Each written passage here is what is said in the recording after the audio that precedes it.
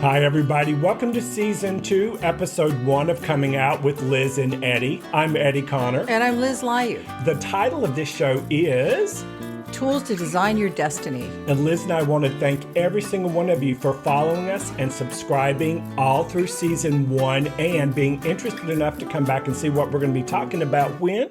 In Season 2. Thank you, everybody. Liz? Yes? This is about tools to help you design your destiny.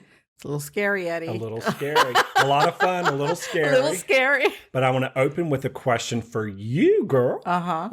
Okay. So it is, do we create our realities, or is there an invisible force somewhere out in the cosmos creating it for us? Well, you kind of know where I'm at with that one. I believe we create our own reality. I know it sounds very trite in some ways because you hear a lot of metaphysicians, a lot of speakers say we create our own reality. But I think that if you think about it, we, and this is my own personal opinion, we are the creator. Yes. We decide, what it is that we want in our lives. I think the hard part is that people forget that. They forget that we are the ones. And so therefore, let me answer your question. No, I don't think there's an invisible force creating for us, but we forget that we are the creators and creating our life, like what it is happening at this time. What thought form did I have that created this in my life, in my existence? Right? See how smart she is? And I feel the same way you do. And so I'm curious, how old were you when you learned that you create your own reality? Or we don't want to go talk about age. Oh, that's fine. I don't care. But I'm fine with age. I remember the first time I read it and I was so pissed. Were you? I was mad. Why? Because I had been doing everything the way I was programmed to do it, meaning work hard, keep your mouth shut, let your work speak for itself. Exactly. You're to be seen, you're to be not heard. Yep. Keep your nose to the ground. So I was the perfect example of all of those things. You were the perfect son. I was the good boy. Yeah. And so at work, I was especially the good boy. Oh, yeah. And I couldn't understand how other people on the same team in the same company were doing less, behaving poorly, not getting their job done. And then I went on a quest to figure out why some good things happen to people that in my 20s judgmental disposition didn't feel like it was fair. Yeah. And I'm one of those people who are run by fairness and equality. Understand. And I wanted to understand. And so I was in my 20s when I learned that I create my reality. It's not some person up there doing it for me. Yeah. So it put me on my head for about a month. And then I was like, well, of course, this is how it works. Exactly. Well, do you want to hear how old I was? Yeah. I was 12. No. Let me see. I was in my 20s also. Okay. I was in my 20s, just like you. And I became like the observer. At a certain point in your life, you become the observer. Mm-hmm. You see, oh my God, this is working in my life and this is not working in my life. We're lucky if we get to that point because sometimes we just keep going on and on and on. And we live our life. We get up in the morning. It's automatically. You want to not be automatic. I know you can have a routine, but you don't want to be automatic in your action. No. And so I came to a point where I became the observer and I saw, oh, this is working. This is not working. This is okay. This is not okay. And I have to say, this is something that's not just one time happening. This happens throughout your life. You have to remember again. Oh, God, I forgot. This click goes on and you just go, oh, I am doing this. No one is doing it to me because those old programs keep popping in ever so often and you just have to reorganize it, understand it, acknowledge it, and let it go on. That's one of my favorite points. And we're just 5 minutes into the show on tools to help you design your destiny. Yeah. We know it. We teach it. Yep. We share it. Yes. I've taught master classes on it. Yep. And just today, I was in my car leaving. I'm going to sound fancy pants, okay? Leaving Beverly Hills to get my tooth cleaned. See that one? And His one tooth. yeah, just one. That's why it says tooth decay, not teeth decay. Okay. I'm from North Carolina. And I was sitting on the 405 and it says traffic is stopped. But don't tell me my damn traffic stopped in my car when I'm sitting in traffic and I'm stopped. And I was like, I'm going to be late. There's 5 people waiting. And I completely forgot what I already knew. Yes. And that was line up your energy. Yep. You can't create anything outside of this car. You can only create how you think about what's going on outside of this car. Exactly. And that's going to be probably the golden thread through our entire session today on tools to design your destiny is you're going to remember it. Some people are hearing this for the very first time, and some people know it, and some people know that they know it. Everybody forgets at some point, and when you forget, it's just bring yourself back to center. And it's okay. It's totally okay. If you let go of judgment, I think that's a big one. Let go of judgment. Don't judge yourself. Don't judge anyone else. And just make a new decision in that moment to make a new commitment to a new action. Right? You make a new commitment that moment. And the second you let go of the judgment piece, self-judgment sometimes is worse than judgment of other people. Oh, yes. Because your thoughts, your feelings, your frequencies, your inner voice is the voice of God or the universe. And you're just continually programming yourself and saying ugly things to yourself. And your subconscious believes all of that, by the way. And so don't judge. Take a beat. Take a couple of nice deep breaths. Get yourself back to center. And then remember what you already knew that you knew that you knew. It's like, I create my own destiny, bitches. But don't say it like that, because your inner guidance system will pop up and hit you in the face. Or somebody might say something. You got something to say to me? Okay. Okay. So I want to jump down. Our soul is always whispering to us. And all we have to do in order to receive the guidance is kind of learn how to speak the language. Yeah. And part of the way to speak the language is dropping back into the essence, the feeling, the invisible frequency part. That's true. But you know what my friend Liz did, y'all?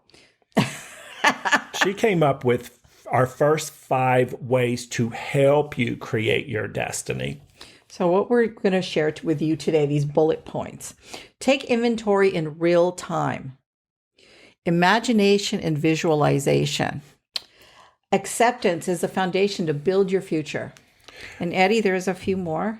Honesty is the best policy, and also becoming. So these are our first 5 tips. And if you're just tuning in, you're watching Coming Out with Liz and Eddie. I'm Eddie Connor. And I'm Liz Layu. And the title of the show again is Tools to Design Your Destiny. And Liz has already given us our first 5 tips on how you can learn to design your destiny in a very easy, lighthearted way.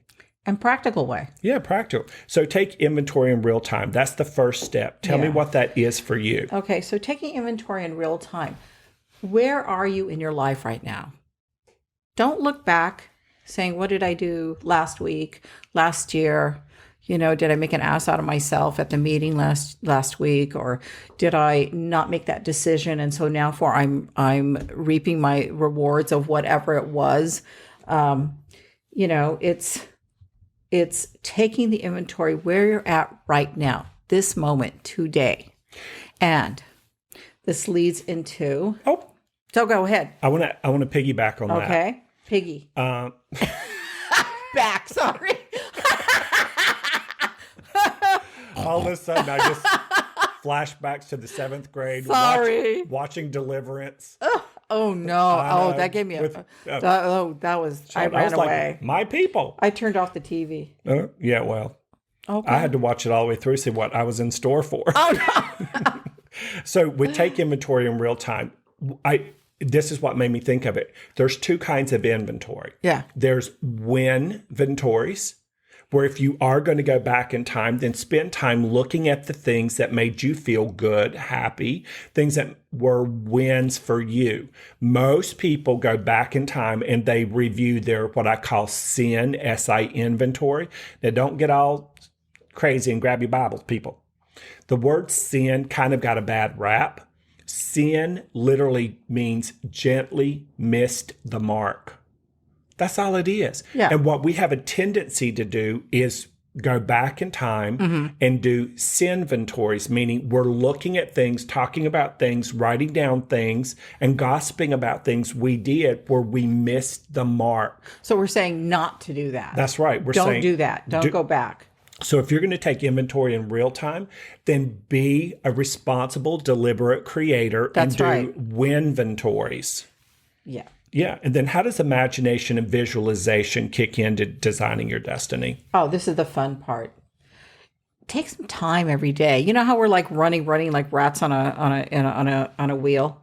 So you want to take a little bit of time, even if it's a few moments a day. If you've never done this before, I would say just begin. Begin from where you're at. So I'd sit in a place that you feel comfortable, that you feel happy in, Yep. you know, that you have plenty of space or not, but wherever you're happy. And then where you're not going to be disturbed, and you just visualize what makes you happy. If you were to have the ability to create your reality in this moment, what you can do is you just imagine it. Shut your eyes, imagine it being real. Because your power's in the present moment. Exactly. Yes. So again, imagine it now, visualize it, make it real. You know, they say fake it till you make it.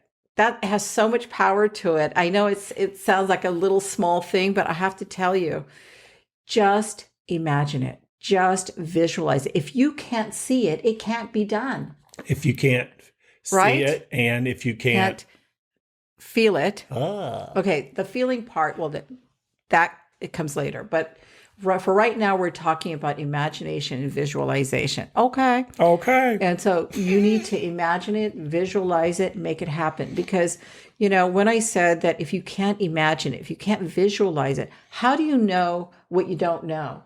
You don't. You just don't know that it's not possible. You see, like, for example, we can even bring up the inauguration for the first female vice president, Kamala Harris.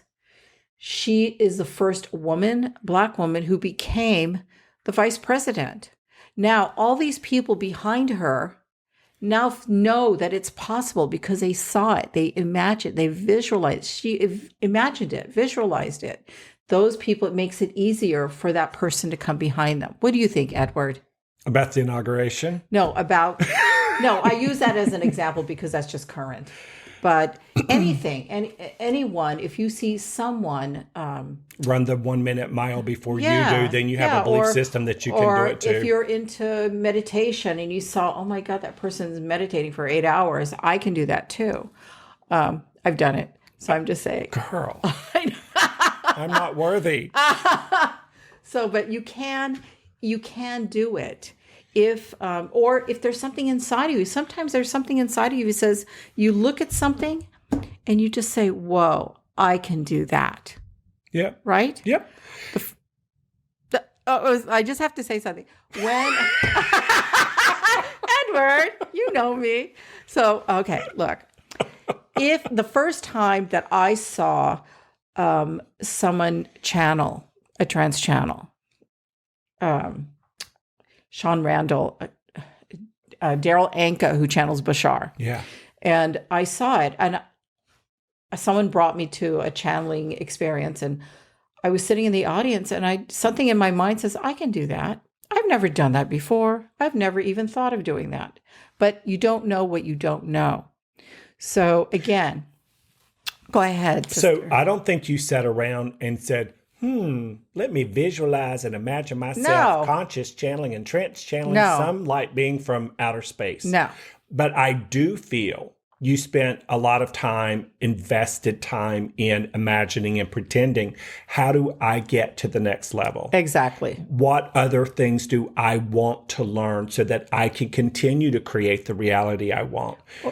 Or expand your experience, because sometimes you get to a certain point, you go, okay, I'm done with that. You know, like when you're done with a teacher and you're finishing a book. Yep. Okay. So then you're finished and then you just go, okay, I'm still curious. There's something still burning inside of me that compels me to go forward.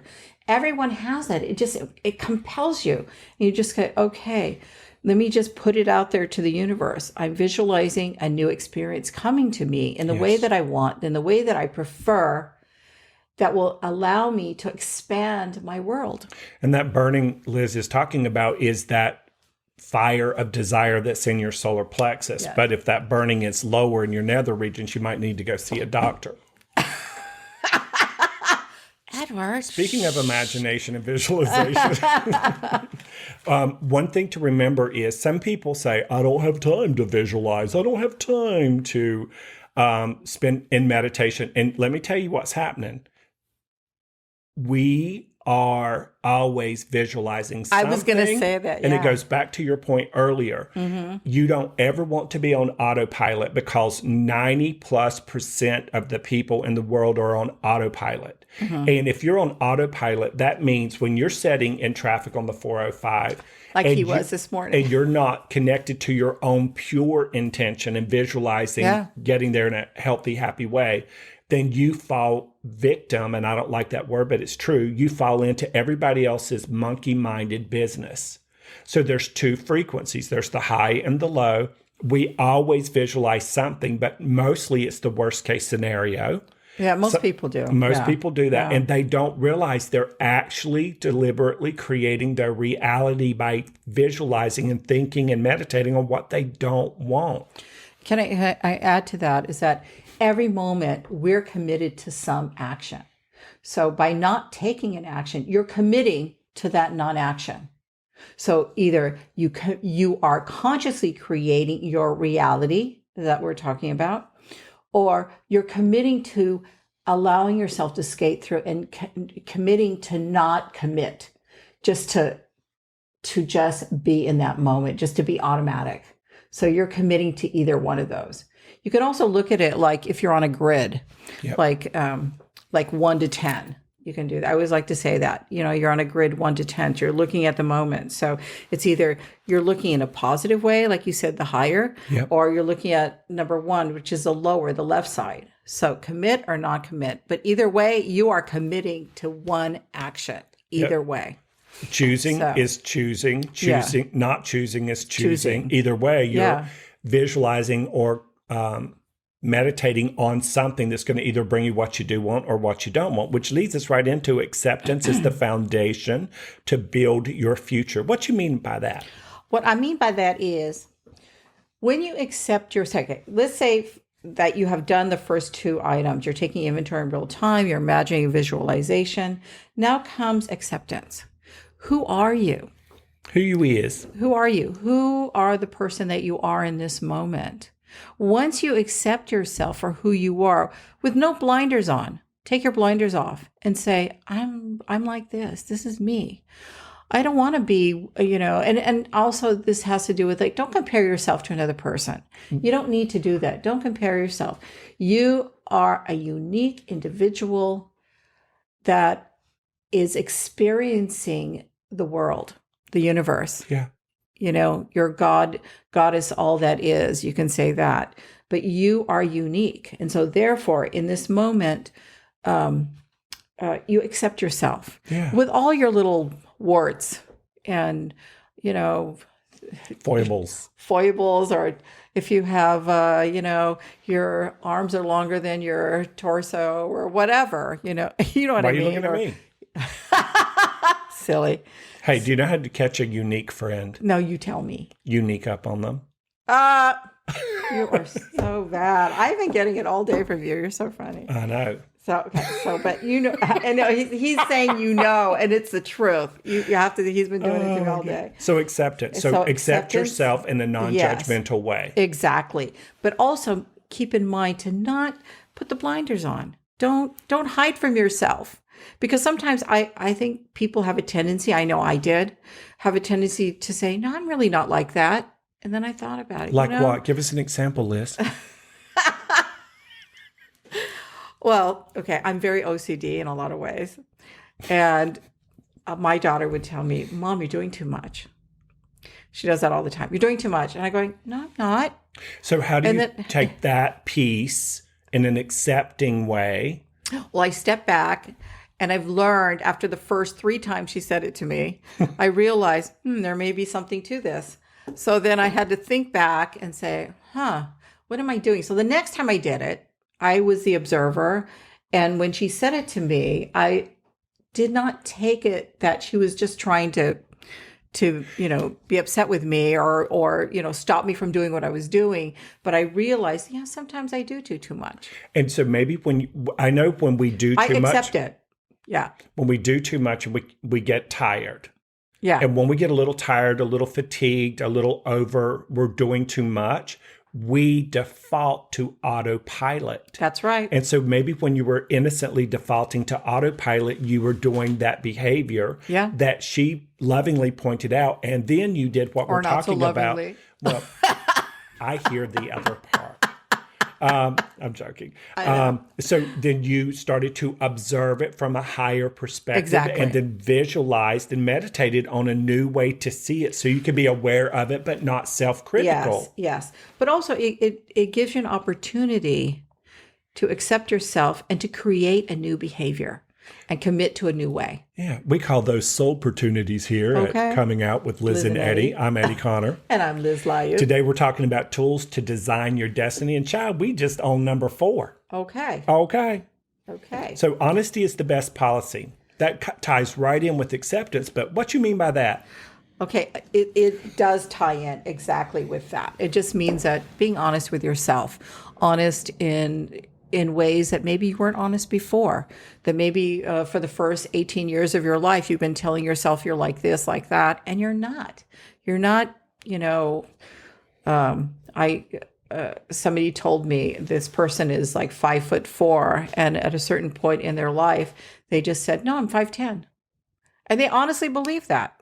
So I'm just saying, sometimes people believe things that are unrealistic, unconventional, and just not real.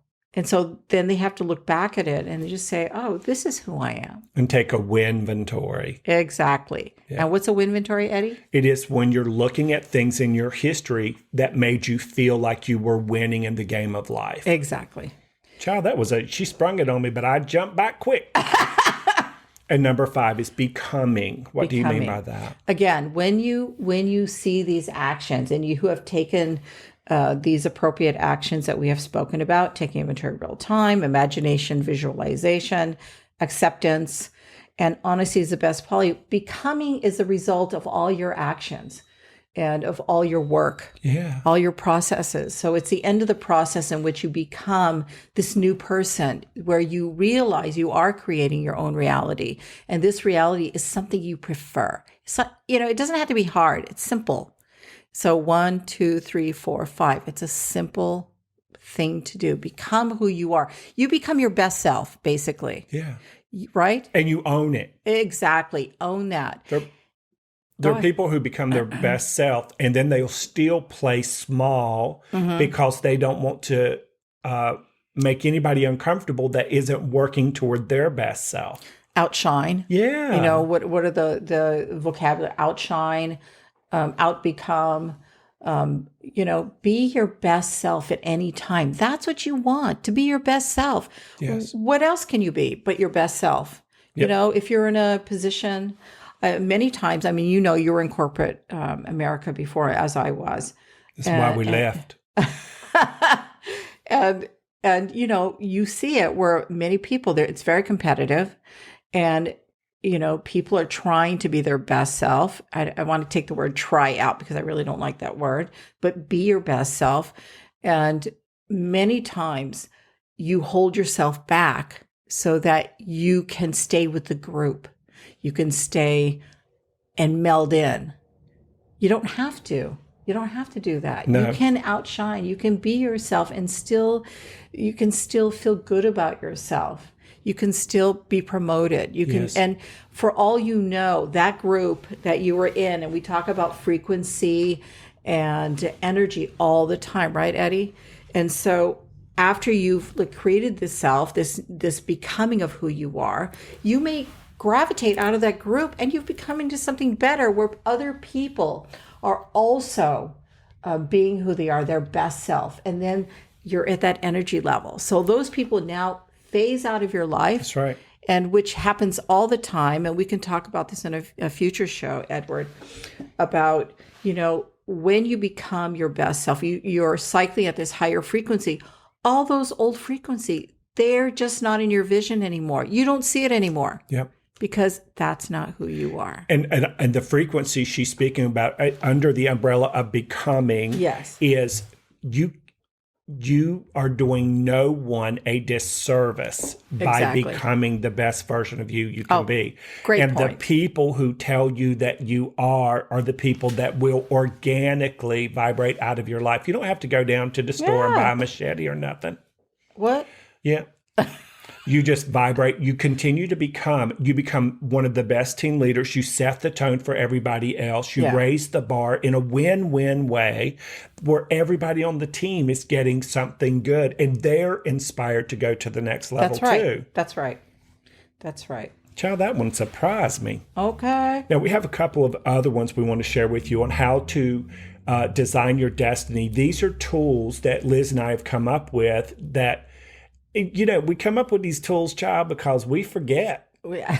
Yeah, we do. Don't we? Yeah, absolutely. So if the more fun you have with the new tools, new ways to look at the same old stuff, the happier and more integrated you become in the left and right hemispheres of your brain and your heart, mind, and your gut brain.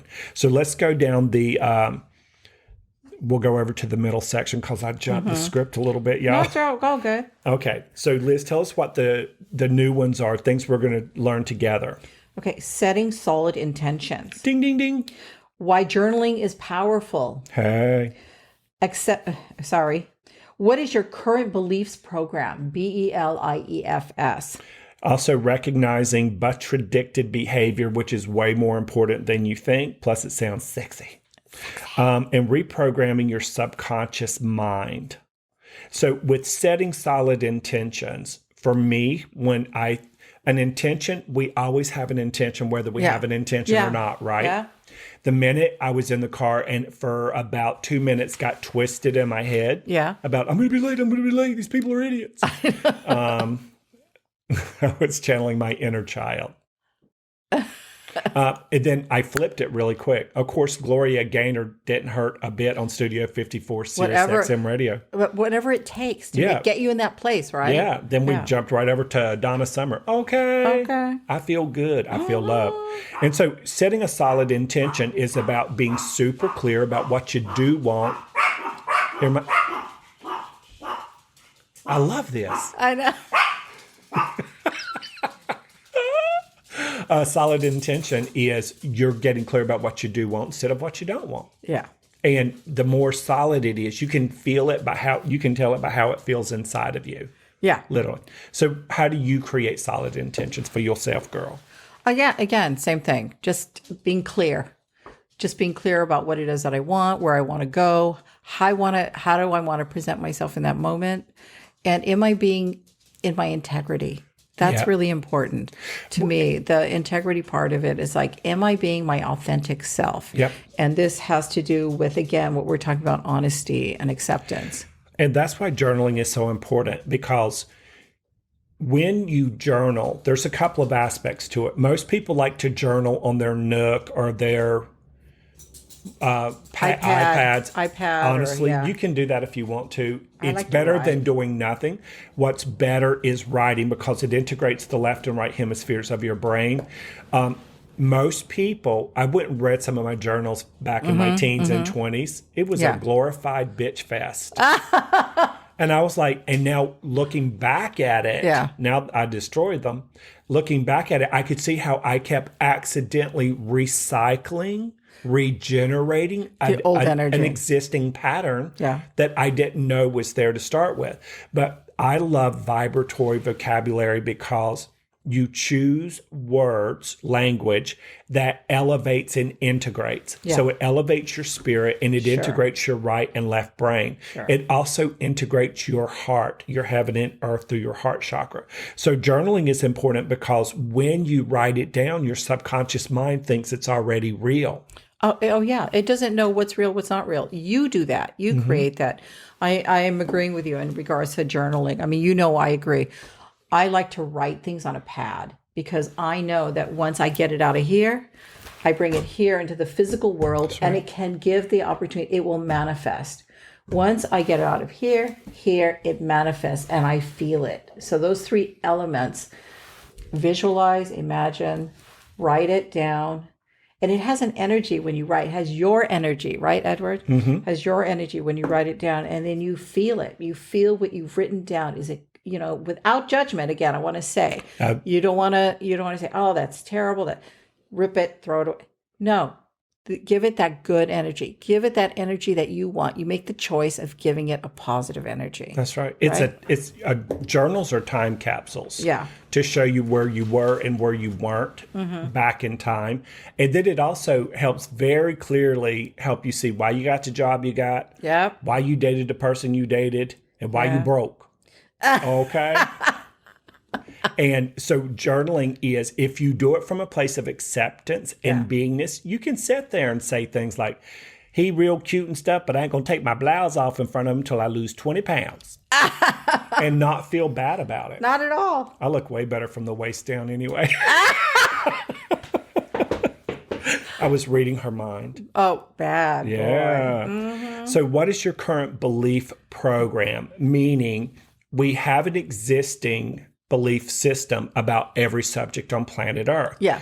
And you're either... And other places too. Yeah. That's right. Don't think we Earthlings, don't think this is our first rodeo here on the 3-dimensional Earth plane. Okay.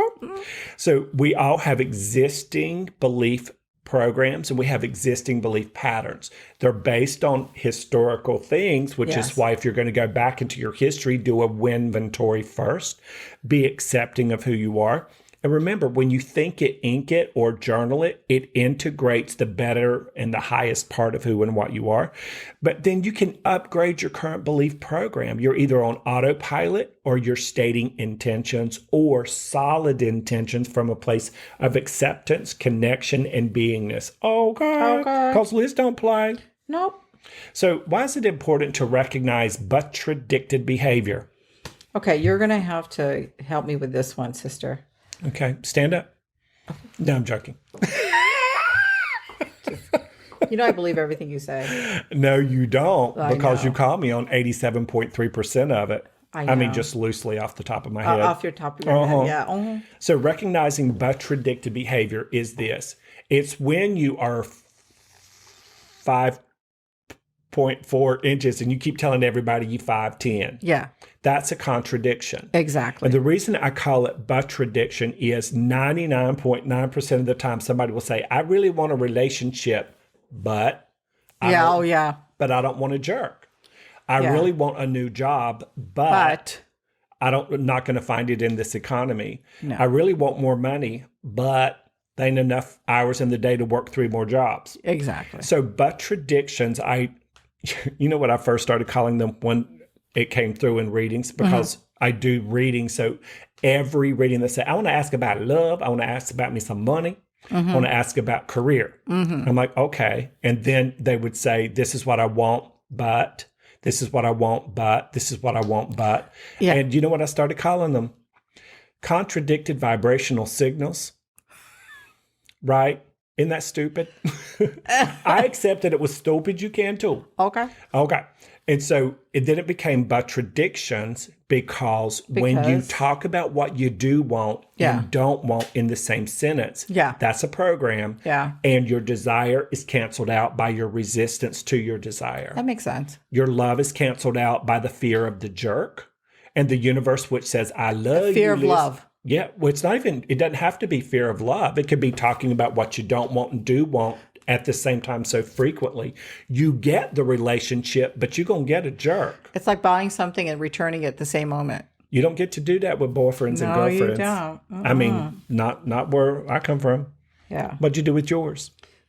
That's another show. Oh, that needs to be, seriously, would you date yourself? Oh, yeah. Part 2. Part 2. Okay. In 3D. And we are doing that. Yes, you sounded too happy. No, I'm not dating anyone, if you really want to know. I'm not either. Okay. But we're going to do a whole show of how you can. Yeah.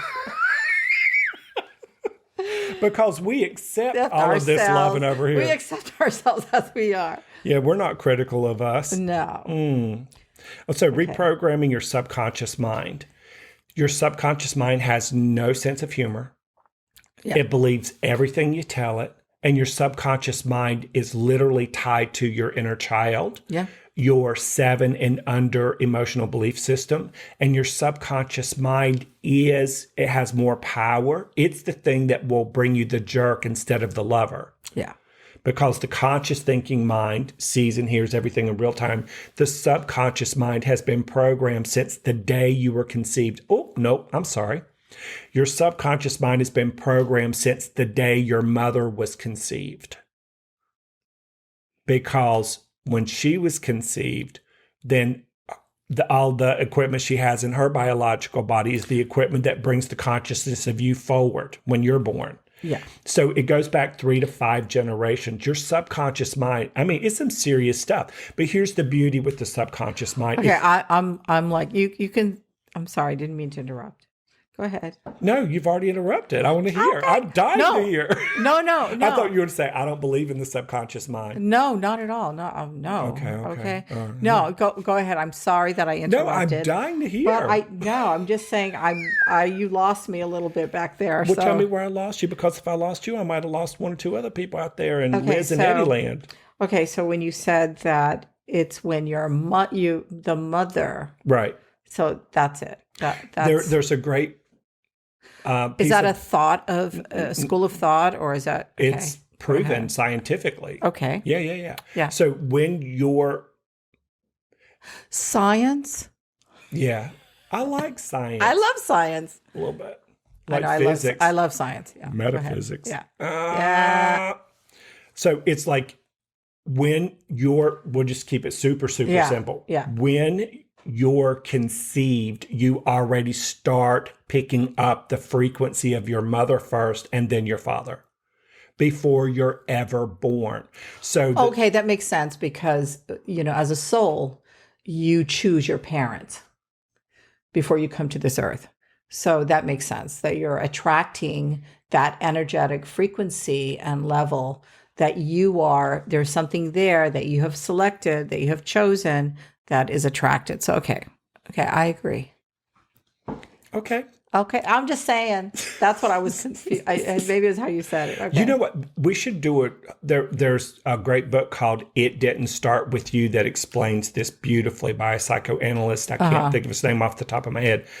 Brilliant. Oh, yeah. Okay. Okay. Hey, if you're just tuning in, you're watching Coming Out with Liz and Eddie. I'm Eddie Connor. And I'm Liz Layu. The whole show has been about tools to design your destiny. And now we're going to do a little recap, a little refresh, a little review, a little reread. Okay.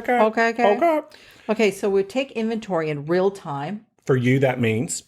That means take inventory right now, where you're at. Good. Okay. Imagination and visualization, self-explanatory. Imagine, visualize yourself where you want to be, where you want to go, how you want to do it. And how you want to feel while you're seeing it and feeling it and doing it. Exactly. And then acceptance. Sorry. Yeah. Acceptance is a foundation to build your future. So you want to accept yourself in the moment where you're at. Okay. That's really important. I think that's, again, self-explanatory. Edward? Recognizing BUT-tradicted behaviors when you can tell, like this election was BUT-tradicted. Yeah. This inauguration, a lot of BUT-tradictions. The pandemic, a lot of BUT-tradictions. And by the way, anywhere there's a bunch of serious BUT-tradictions, somebody lying somewhere, okay? Exactly. So the beauty with BUT-tradictions is recognize it for what it is. It's an acronym for believing unnecessary thoughts. Because I like to play with words, okay? He's king of acronyms. BUT, once you realize you BUT-tradicted your desire with the negative thing, just acknowledge that you did, accept that you did, and come back into your beingness and start all over again. Take those 3 deep breaths and start all over. Exactly. Okay, honesty is the best policy because being honest with yourself is allowing you the opportunity to create this new behavior. Letting go of the past, letting go of the old behavior, realizing that you did it, taking responsibility, acknowledging it without judgment, and giving you the opportunity to become the person that you want to be, that your authentic self. Beautiful. Which leads right into becoming. Yes. And becoming that new energy, becoming that new frequency, becoming your authentic best self. Child, you just shining and glowing over there. Thank you, darling. I'm going to give you jazz hands. Only because Twinkle jazz hands. I do like confetti. I do too. And I like glitter. You know why she likes confetti? Because it rhymes with Eddie. I love it. So why is journaling so powerful? It's because you're integrating your right and left hemisphere. Yeah. You're marrying your heaven and earth together in your physical apparatus. And you are writing about what you do want instead of what you don't want. And hopefully you're writing about some inventories you've had along the way in a pure, unconditionally loving acceptance of yourself so that you be bright and shiny. So the takeaway from this show, we led the show out asking this question. Is there some guy with a big white beard sitting up on a cloud designing your destiny for you? Or are you actually designing your own destiny and you don't even know it? Okay, Gertrude, I see you over there sitting on the couch eating some potato chips with your poodle. Is that a trailer? Looks like plywood walls. I think it is. Okay. All right, girl, call me. I like your tube top. So, do we create our reality or do somebody else? We do. We create our reality. And the other takeaway is, keep in mind, these agreements, because I see, Edward, that there are some agreements that you make before you come to this earth. And you have said that in many shows, and that you're not limited to these agreements. You can change them at any time. Free will. You can expand them in your own way. And these processes that Eddie and I have just spoken about can help you get to that point to experience a more expanded, more happy, it's simple things, happy, lighter, reality that you prefer, that you want in your life, regardless of what's going on around you. What was your favorite thing that you either learned about during this show or that stuck out for you? That it's all up to me. It's all up to me. It just reminded me, everything that we spoke about today, it just reminded me, I have the ability, the understanding, and the knowledge and the elements that I need to become the person, my best person, an authentic person that I want to be without judgment. I have that. Acceptance, yeah. Mine was... What is yours? Free will. Yes. Kept bringing me back to acceptance. Absolutely. And beingness. And then don't apologize for ramping up your frequency and incorporating more light into your body, your mind, and your spirit. Oh, and one more thing also that was important I want to say is that don't hold yourself back because you feel like you have an allegiance to a group or to a person or to another thing, a family member. What you are a unique individual. You decide where you want to be, where you want to go, and be that best version of yourself, which, mind you, is always expanding. Yes. Always expanding. All your life, from the time you're young, right? Every single year, it's always expanding. You think that you're done. I think there was a moment in my life, I don't know about you, but I got to a point in my life that had so many changes. And I just broke down. I said, oh my God, is this it? Isn't this enough? Haven't I changed enough? No, no, it's always happening. You will always recreate. You will recreate these situations for yourself, and you can make it better. That's right. You can make it for yourself, right? The number one reason why people who are born in poverty, which I was, the people who are born in poverty, you know what the number one reason why 90% will never leave poverty? Tell me, Edward. Because they keep talking about poverty. They keep journaling about poverty. They keep gossiping about poverty. They keep looking at the poverty. They keep listening to the poverty. And then they commiserate with other people of like mind. And the tool that got me out of that reality was that burning desire. It was to learn change. more, to observe everything around, and I had to have the desire to change. Yeah. And anytime you're getting ready to go into the next stage of life and you have that nervousness about the change, The anxiety. that anxiety and nervousness only means one thing. You haven't lined up enough feel-good inventory in the acceptance mode, being frequency inside yourself, long enough to not feel anxiety, to not feel nervous. So the number one reason people stay in poverty is they keep looking at it and talking about it. And every tool we gave you today will help lift you up and out of it. And we're proof of that old programmed living from down here. Exactly. Child, listen, I used to watch the Jeffersons. I know what it's like to move on up like George and Wheezy. We moved from the projects to a trailer park. It was a lateral move, but I thought we were moving up. But then we got a double wide trailer in the 7th grade. So hey, You know, Gertrude. so fun. I never thought we were poor ever. Well, my when I teacher was told young. me we were. Oh, I didn't know either till my teacher told me I was. and then I go, no, but do you know what I mean? I also want to add to that. When you speak, I'm just going like, really? But and I know we're closing the show, but I just want to say, because you brought something up that I think is really important to hear. Okay, it's really important, sister. It's that when you speak something and you've already processed it out and you finished it, you realize it's the old behavior. You've changed into the new behavior. Don't keep talking about the old behavior. Don't keep talking about how I used to do this and how I used to do that, because you reinterject that energy into your moment again. Unless you stay in the place of acceptance and beingness where you can talk about it from a beautiful mountaintop of awareness. Exactly. So that you're not triggering the poverty and the prosperity. Yes. You're looking at all of it from a prosperity, your soul contact lens. Okay. Okay. But yeah, you just want to be, that's really important. I have another point, but you know what? I want to hear the point. No, we have to hear the point, then we'll sign off. Because they want to hear the point. Don't you want to hear, Gertrude? Come here.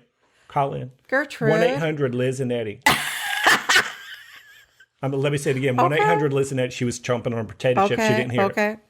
Okay. But I'm just saying, just keep in mind that life is on a spiral. It's not linear. Life goes like this.